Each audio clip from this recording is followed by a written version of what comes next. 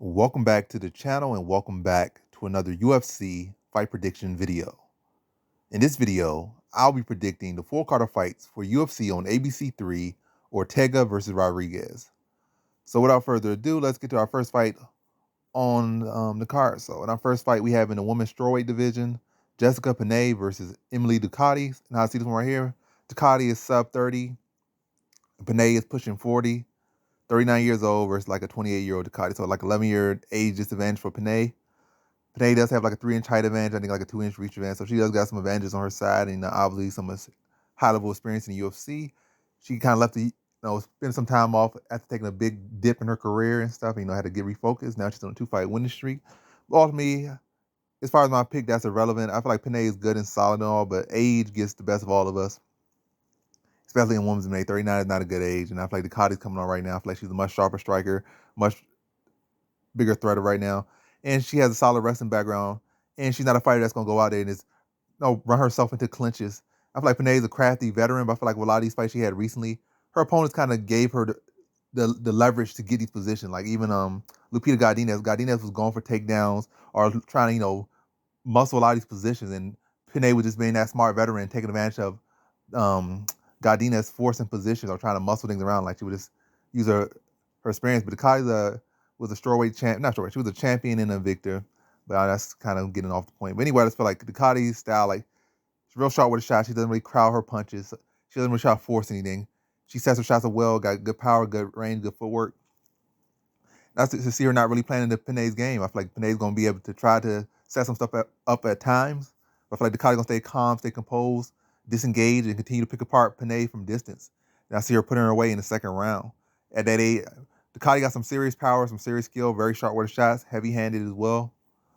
And Penne is 39, so I can't really see Penne taking that much damage and carrying that for 3 rounds. She has taken some significant damage to her career and been able to, really last much longer than she should have. But at 39, can't see her really wearing that much damage. So I see her getting stopped second round. So in this fight, I have Emily Ducote via second round TKO. Now to our next fight, we have in the middleweight division, the White Grant versus Dustin Stoltzfus. And how I feel about this one is, both guys leaving a lot to be desired. It's really a coin flip, or however you feel. Stoltzfus, the thing with me with this one is, you can't really trust a guy that hasn't won at this level to win at this level. That's all I can say with this one. That's why I ultimately lean with the White Grant. When I was looking at who had the more threats, it was definitely Stoltzfus. Also, Stoltzfus is younger, like 28. Grant's like 37. That's not a great age, so I was leaning Stoltzfus originally. I was leaning Stoltzfus originally. But I was looking at the fact the guy not really exactly remarkable in any area. Undersized for the weight class. I know Grant's coming up, but yeah, it's like Grant's coming up, but he's not fighting a guy that's so much bigger than him. Probably a guy he's actually bigger than. A guy that's don't have no great technical advantage over him or anything. But anyway, probably in BJJ. But overall skills, I feel like Grant could match him, speed and all the technique. With the level that he's been around. That's probably the better thing to say.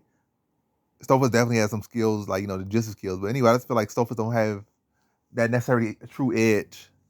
But hey, it's still very much a toss-up fight. But I just feel like Stoltzfus hasn't shown the greatest takedown offense. He took down Machard a couple times, but Machard is somebody who has pretty low takedown defense ratio, and also he's more comfortable with grappling, so he's not as eager to defend the takedowns as much because he'll play the ground with you. So, and, be able to scramble and reverse positions and play the jiu-jitsu game. Whereas the White Grant's not playing that. He'll be able to will be looking more so to stuff the takedowns. I think if he does get in position, I think he'll be okay. But ultimately, I feel like he'll be able to get Stoltzfus out in the first round. I feel like Stoltzfus' defense is all that well. And I feel like he's very hittable, and that's too much power on the White Grant side to be being hittable out there. Being predictable, kind of come with a pretty basic game plan. He wants to get in the ground, and Grant wants to keep his standings. You're the slower fighter, not really got to get him have no huge size advantage or anything. I see Stoltzfus getting cracked and getting put away in that first round. So in this fight, I got a White Grant via first round TKO. Now to our next fight we have in the light heavyweight division, Dustin Jacoby versus Jung. And how I feel about this one right here is I think I really didn't feel Jacoby too much in his last fight. Some of these last couple fights, I feel like he should have been more dominant, should have put some stamps on some of these fights, but have been lackluster. I think somebody said he was coming off an injury and going to his last fight, so that could have been a factor. But regardless, I don't think it was just an injury. Like, it was some technical gaps in there that could have. Yeah, some technical gaps in there. But anyway, I feel like Jacoby kind of has a tendency to go straight back with his defense, and Jung definitely got some good straights, so he could catch him going back a little bit flat foot, a little chin up, catch him going back. I definitely think Jung could do that. Also, being very broad, I think Jung is the more well-rounded fighter. I feel like Jacoby is definitely all he's going to look to do. It's fine. Jacoby will attempt some takedowns, but half effort takedown. So he might attempt them, but I can't really see him have any success with his takedowns other than to stall or hold position for a little bit. Where I feel like Jung could actually score takedowns, be a drain time off the clock and actually do significant damage off top, or look to advance and attempt, work for some submissions. Where Jacoby really is just see a striking battle. And I still see this fight mostly playing out on the feet, but I feel like Jung has that actually has the ability to mix it up to good success. And also with the fact that Jacoby has some defensive flaws and Jung will have the height and will have some reach over him and does have some significant power that definitely can more than catch Jacoby's attention and even put him on his butt and leaning straight back or going straight back, hands down or kind of open down the middle. Jung could definitely find him and probably sit him down or at least touch him, hurt him, put him on the defensive, then from there work to follow him to the cage and look to work for takedowns, look to work for little short shots in the clinch. But I see this is a very tight matchup. Jung, this is a huge step up for Jung. It's not like he's excelled against anybody that's a decent striker. Like he struggled with Sam Maui, but he's a young fighter, always making improvements. But I feel like right now, momentum's on his side, and I'm gonna lean to him right now to take advantage of Kobe's weaknesses and implement his own strengths and eke out a pretty close decision, to be honest. I feel like Jacoby gonna put up more work, but Jung's gonna be landing with the power. Then after landing power, he can be a pressure Jacoby back, work from the clinch, probably look for some takedowns, probably score a couple takedowns over the course of the rounds, and be the edge out decision. Also, I feel like when Jacoby has been taken down or really pressed with the wrestling, it's late. Like he isn't like he's got to get taken down like he can't get up or anything, but he has given a lot of people made a lot of fights closer, or allowed a lot of fights to be close just based off the implementation of grappling. And I feel like that could be a very in a close matchup like that, along with getting buzzed a couple times off for technical errors on the feet. Now you're getting clinched up and maybe you're getting a couple takedowns given up by you. Could easily lean the fight to Jung. That's why I'm really saying in this one. So in this fight, I got Da Un Jung via decision. Now on to our next fight we have in the featherweight division, Bill Algeo versus Herbert Burns. And how I feel about this one is I feel like Algeo's takedown defense is still pretty questionable. Yes, he might have gotten only taken down twice in his last fight and was able to edge out a decision. It still was a very close decision, to be honest. But yes, he was able to only get taken down twice, and he got 2 takedowns of his own.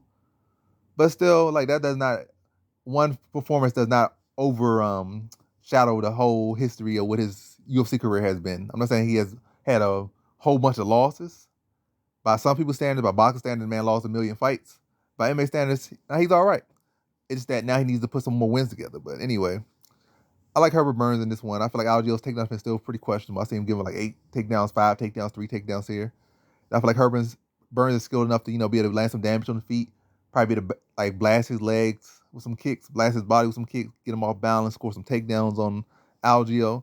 And really, I feel like be able to score takedowns, then work from position, established position, and really make him have to work the defense submissions and defend positions and be able to really drain some time off that clock and get some control time over Algeo.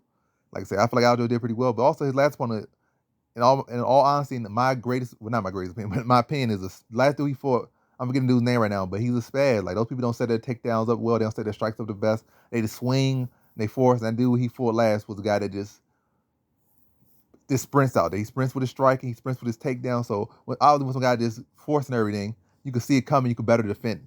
Or when the guy's forcing striking, you could get takedowns on him. When the guy's forcing his takedowns, it's easier to see what he's doing because he's just trying to muscle, he's trying to explode through you.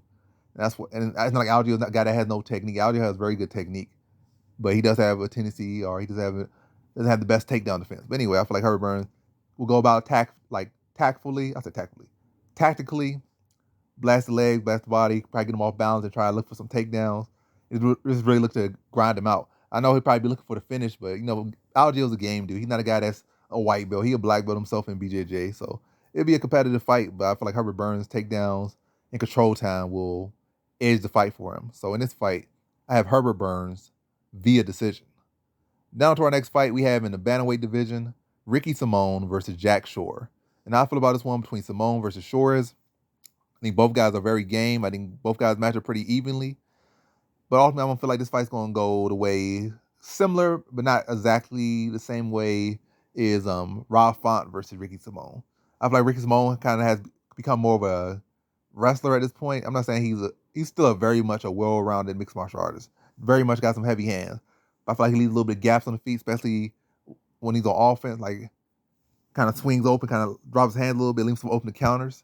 I feel like Shore can take advantage of those opportunities. I feel like Shore can stay cleaner with his striking. And I feel like Shore can stuff a lot of the takedowns of Simone and then be able to get off the cleaner, crisper shots on the feet. But a very tight matchup, very, very close. And I feel like also Shore can, once he starts to get it off on the feet a little bit more, establish his own distance, establish his own jab, and work behind the jab. And he's able to get a good feel for the striking and get a good lead on that. Then that will set up his own takedowns.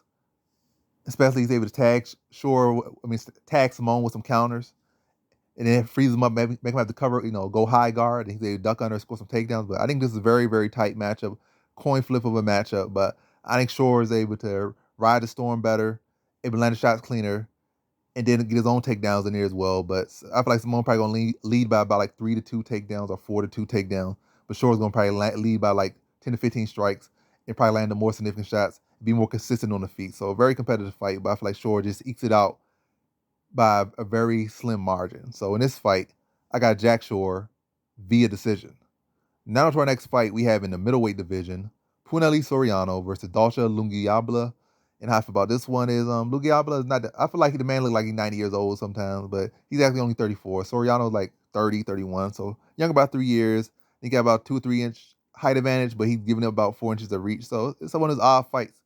Neither of these guys are necessarily each other's kryptonite or in any way, or has such a proven history of beating the other or losing to the other. So it's one of those matches that Soriano seems like the clear pick, but he's not really the clear pick. I'm going to lean to him here, but he's not really a super clear pick. He's not a guy you're going to go and throw your house on, or you're going to throw your bike on, or you even going to throw your lunch money on necessarily with great confidence. But I feel like I could trust him to be able to be good through 3 rounds, where I feel like Lungiambula is kind of like a first round fighter. Unless you're just on your back foot and let him dictate the fight, at this level, I feel like he's a first round fighter. So it's like kind of like a first round or bust with him. Unless he's got a guy that's just going to, just submit to him. And I feel like Soriano's going to do that. Soriano's going to bite down his mouthpiece, give him back, which, like I said, could easily end in like one of them going out in the first round. But I'm going to say like second round, Soriano to get the stop. I feel like first round kind of back and forth, probably Lungiambula leading a little bit. Because he, like I say, heavier shots, being strong in that first round, probably scoring more takedowns, probably landing heavier shots. But Soriano being game, touching the back, gaining his respect, and showing Lungiambula that he's not just going to back up for him. The second round, Lungiambula started to breathe a little bit heavier. Output started to drop. Soriano started to turn it up. And he's able to put it out. Lungiambula started to pressure him and not giving that space to breathe, and started landing his own shots flush and cleaner on a Lungiambula doesn't have that same energy, doesn't have the same output. I said output. Same output. Not firing his back, not steam started to drop off some of his punches, and Soriano starts to, like I said, unload on him and gets him out in the second round. So in this fight, I have Punali Soriano via second round TKO. Now to our next fight, we have in our first fight on the main card in the women's flyweight division, Lauren Murphy versus Miesha Tate. And how I feel about Murphy versus Tate is very, very tight matchup. When I was actually first looking at this matchup, I was like, this is very, very tight matchup. And it's seeming like it's probably one of those ugly matches where Murphy just ekes it out. But ultimately, I kind of lean it's going to be one of those ugly matchups where Miesha Tate ekes it out. So, yeah, well, looking at Lauren Murphy, I was looking at her on resume. I was like, recency and probably flyweight on, and not really looking back to her early, the other half of her career, like beginning, not like, kind of like post Ultimate Fighter type career, and not pre Ultimate Fighter career. Is like, you kind of catch my drift, and like, when she went on that surgeon where she got to a title fight. I'm not talking about that part. I'm talking about prior to that.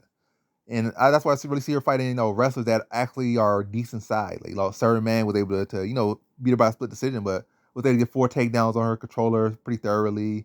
I think it was like 2 other fights where she got taken down. So she fought decent wrestlers and did not do the best. I mean, she didn't lose poorly, but she did not do the best. She clearly lost those matchups. And then you kind of look at also Jar Eubanks. That was post Ultimate Fighter, but like very, very fresh, like right off the Ultimate Fighter. And Jar Eubanks is not the greatest wrestler. She's strong, but she's not like a cardio pace pusher at all either. She's like very strong, solid BJJ. And she kind of outstruck her, took her down, and beat her without really having to do much. because she could neutralize with Murphy's strength. So she didn't have to do much. She was just the better fighter. So she didn't have to really push a high pace, and Murphy was able to outpace her. But yeah. Anyway, so that's another thing. So I feel like she could be outpaced. She could be out wrestled. And I feel like Miesha Tate can bring that to her. I feel like it's still gonna be a competitive fight. Murphy ain't no slouching in grappling at all. But Miesha Tate, I feel like, is clearly the better wrestler. I don't know how the weight cut is gonna affect her, but I feel like she's coming pretty well. And it's not like Murphy's a finisher, so I feel like this gonna be a decision fight, which is gonna give Miesha Tate plenty of opportunities to push the pace a bit, score some takedowns, but a very, very close matchup. And nothing gonna be easy for either woman in this fight. So close matchup, but I think Tate's pace, pressure, and takedowns is gonna edge it for her. So, but that jab of Murphy definitely makes it interesting. But outside of that, I got Miesha Tate. So outside of that, overall, my pick for this one is, so in this fight, I got Miesha Tate via decision. Now to our next fight we have in the featherweight division, Shane Burgos versus Charles Jourdain. And I feel about this one between Burgos versus Jourdain is, I think stylistically, Burgos is a nightmare for Jourdain, but I guess he's going to prove me otherwise. I think he's a nightmare. Like, just like I think Ilia Topuria is a nightmare matchup for Jourdain. I'm going to keep picking him against him in these type of situations until I guess he runs out of people to prove me wrong against. But right now I'm going to pick Burgos again. Well, I'm picking Burgos. He never fought Ilia Topuria, but because that fight fell through. But yeah. Even he managed to eke past Burgos, I'll still say Ilia Topuria is a bad matchup for him. And if he ekes past that down, like, I just got to admit that ain't a bad matchup for him. Right now I just feel like Jourdain is, a lot of these kick heavy fighters, they don't do the best when pressured. Like, they don't do what's my in their cookie jar, ripping them to the body. They don't do the best for that because they need all that space and distance to kick. No, Jourdain definitely got hands, but his hands really ain't truly certified. Like, he got some hands, but it ain't truly certified and kind of limited. A lot of his game revolves off of kicks and flying knees. That's like pretty much like 60% of his striking game, or 70% of his striking game. I do have issues with Shane Burgos kind of walking in, taking a shot to give shots a lot of times, which can easily walk him to something, and then all it takes one drop and you could lose a round or something. So that's concerns. And Burgos has been dropped. So it's like my concerns there. But ultimately, the Burgos, I feel like he's the better grappler in my opinion. I feel like he's a better wrestler in my opinion. And I feel like he has a better style to take advantage of his opponent's style. And I feel like Jourdain has over Burgos. I feel like Jourdain's style heavily relies on a drop or something like, something critical happening. Where I feel like Burgos, you just look at consistency style wise, like Burgos could consistently get into the inside, rip into the body, and to really break him down over the course of the fight and potentially even stop him. I'm gonna say it could be a close fight, very close fight. But Burgos edging out. But I feel like the damage to the body, consistent shots to the body, working behind his own jab, getting in, rip the body, rip up top, start to break Jourdain over the course of the fight, and probably even mix some grappling a little bit at times to just give him a different look. But Jourdain being game, but Burgos being consistent. And that's what's going to get him his hand raised in this one. So in this fight, I got Shane Burgos via decision. Now to our next fight we have in the flyweight division, Matt Schnell versus Sue Mudaerji. And how I feel about this one between Schnell versus Mudaerji is, I think Schnell's a very, very talented fighter. I'm not going to say, like, barring his glass chin and poor fight IQ, this guy would be a world champion or probably even a title challenger or something. I mean, in this weight class, he probably could be a title challenger, but would he be a champion? I don't think so. But anyway, he got some decent skills, and I feel like he could potentially be this, potentially be that. But again, the reality, he does have a glass chin, and he does have questionable fight IQ. And I feel like he's a more well-rounded fighter, and he definitely has an avenue for Sue Mudaerji. But again, poor chin and poor fight IQ at times. I could go with Sue Mudaerji. Mudaerji is very solid on his feet, very sharp, very crisp, and really don't play. He does not really a whole lot of play with some of Mudaerji style. He'd come out there, he was to make the night short as possible. Like, he would go out there, he not playing no games, looking for those sharp shots, picking the shots well, and landing them on the money. And should Schnell ever start getting sloppy, laxing with his defense at one moment, he will get touched and he will get his bell rung. And I'm going to feel like he will get his bell rung in the very first round and get put out in the very first round. The first shot that lands grazingly or clean, I think Schnell gets buckled. It's Sue Mudaerji's forms. Nothing but flush shots, picking shots clean, fast, and decisive. Like, clean and efficient striking. No wind up, no second guessing. Just saying the shots and drawing them accordingly and landing with good accuracy and putting Schnell away in that first round. And I think Mudaerji has made good improvements in his takedown defense and grappling. I feel like this could be a good test to test, and I think he will pass with flying colors if Schnell tries to mix it to the ground. I feel like Mudaerji will be able to thwart the takedowns and just be able to land the flush shots on the feet. And I don't think Schnell could take the power of Mudaerji, the power or accuracy of Mudaerji out there. So in this fight, I got Sue Mudaerji via first round TKO. Now to our next fight we have in the welterweight division, Jingliang versus Muslim Salikhov. And how I feel about this one is, I think both guys are solid strikers. I think Jingliang has a very, very good shot in this one. But I'm going to go Muslim Salikhov. I just feel like he's the more cleaner striker out there. I feel like Jingliang kind of, no, he's a striker. He has the grappling there, but majority he's going to go with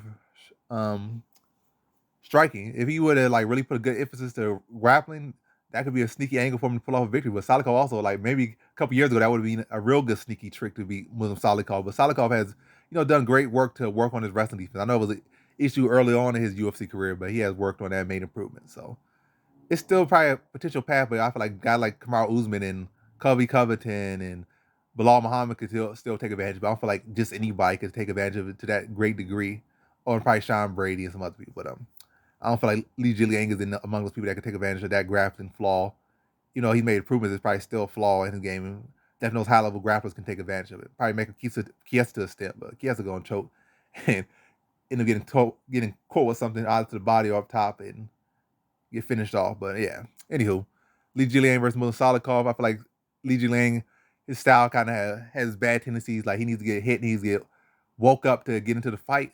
I think the case where he's getting tagged up in the first round due to his poor defense, leaving shots open over the top, shots up the middle, especially over the top shot. Like the man, his hands be kind of chin kind of up, hands kind of low, getting buzzed up top, probably getting dropped in the first round, but recovering, defending well.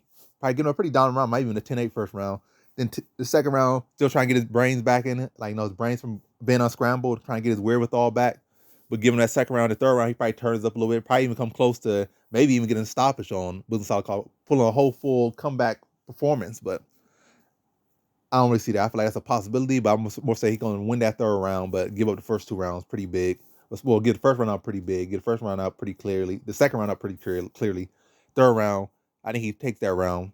Ben Jingliang, like a guy that needs to be woken up to get into the fight in most cases. Like he has had two fights where he just came in and it was a whole different fighter.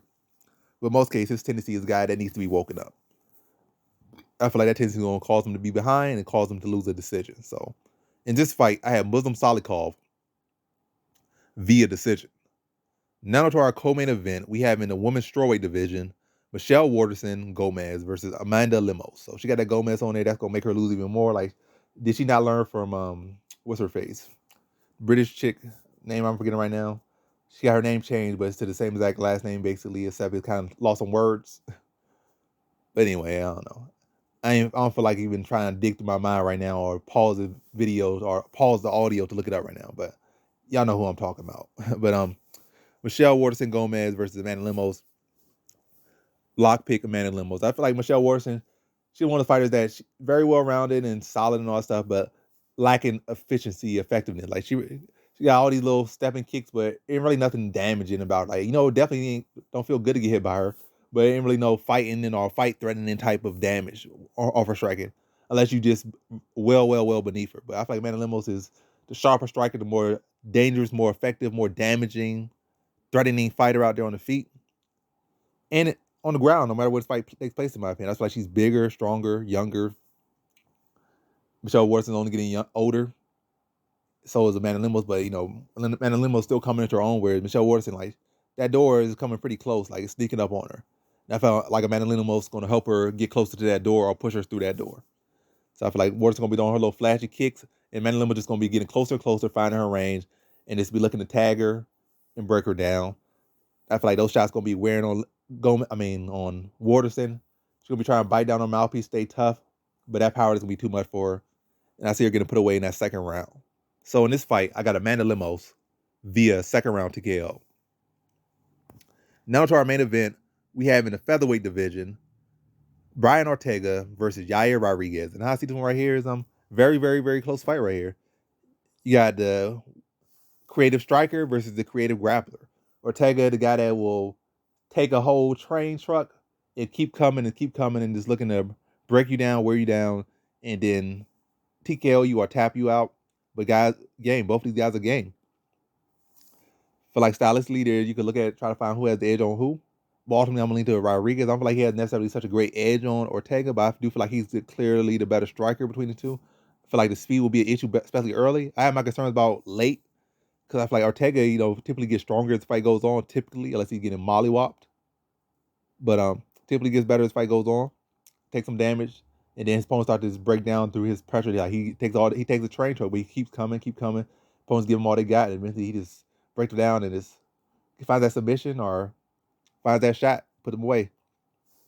But yeah, I feel like Rodriguez has a tendency kind of fading a little bit, but I feel like he kind of held some steam through the fight with Holloway, and I like that in that performance. And Holloway pushes a high pace, so the fact that he could match a pace with Holloway through 5 rounds, it gives me enough to lean to him. If I not see a fight, I would definitely have picked Yair. Not yeah, I would pick Ortega in this fight, but the fact that I saw him be a fight competitively, very competitively with Holloway for 5 rounds, I gotta lean Rodriguez.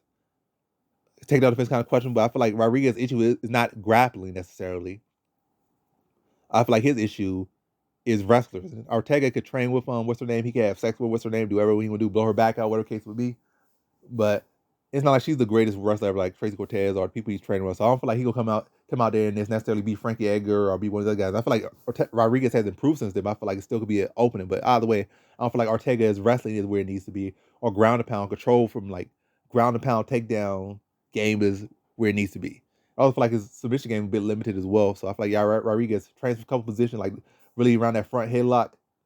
He should be pretty solid. I'm not saying that's all he needs to train for, but if he gets that down, key defense there, he should be more open. I feel like Yair Rodriguez is a well-trained, a student in the game, should be able to shut down those positions of Ortega and really limit Ortega. And I think early on, I feel like Rodriguez's speed will be a lot of issues for Ortega, and Ortega's lack of defense will be an issue for Ortega, like his own lack of defense. Then the speed of Rodriguez will be issues for Ortega. Lack of speed, lack of defense, and Rodriguez will be the pick apart early. The later rounds kind of concern me. I feel like Ortega will get these positions. When he feel like he's in these positions, feel like he will have his moments. But I feel like Rodriguez will respond well, be able to get out of position, stay calm, stay composed, get back to standing, get back to distance, and probably be able to reverse some of these positions. When like Ortega get a little bit overconfident, like I'm in this position, I got this. Be able to defend the guillotines, defend the front headlock, take advantage of Ortega jumping on submissions, be able to pass to half guard, and then like neutralize some of these submissions and take the top position. And I feel like Rodriguez is gonna be so concerned. Like I feel like a lot of people feel like Rodriguez is gonna be so scared to go to ground with Ortega. But I feel like that's where he's gonna break Ortega. He ain't gonna be scared of him on the ground. He's gonna take the fight wherever it goes, push the pace, be unorthodox, and push a pace that Ortega actually can't keep up with. I feel like Ortega will be able to come on a little bit late, but Rodriguez still be game late. But a very, very tight matchup through 5. I think it's gonna be a dog fight, firefight. But Rodriguez speed and striking and the lack of, I guess, wrestling and ground and pound game of Ortega is going to be the missing element that he would need to get over Rodriguez or, put Rodriguez away. It's going to end up being like one fights where very scrambly. Both guys just, taking huge risks in this fight. And, this will be a fun fight. I mean, one of these fights where these guys so timid, like not trying to get knocked out, or you guys trying to stall in these positions. Both guys on the feet. Rodriguez going to be taking risks on the ground. Ortega going to be jumping positions for or giving a position for submission attempts. It's going to be very, very exciting fight, and probably very much up to the judges' discretion or whatever they want to call it. But I feel like Yair Rodriguez's speed will be a big issue early. I think he'll be able to probably eke out one of those later rounds and win a very close decision over Ortega. So in this fight, I got Yair Rodriguez via decision. And that concludes my fight predictions for the 4-card fights for UFC on ABC 3, Ortega versus Rodriguez. And as always, thanks for watching.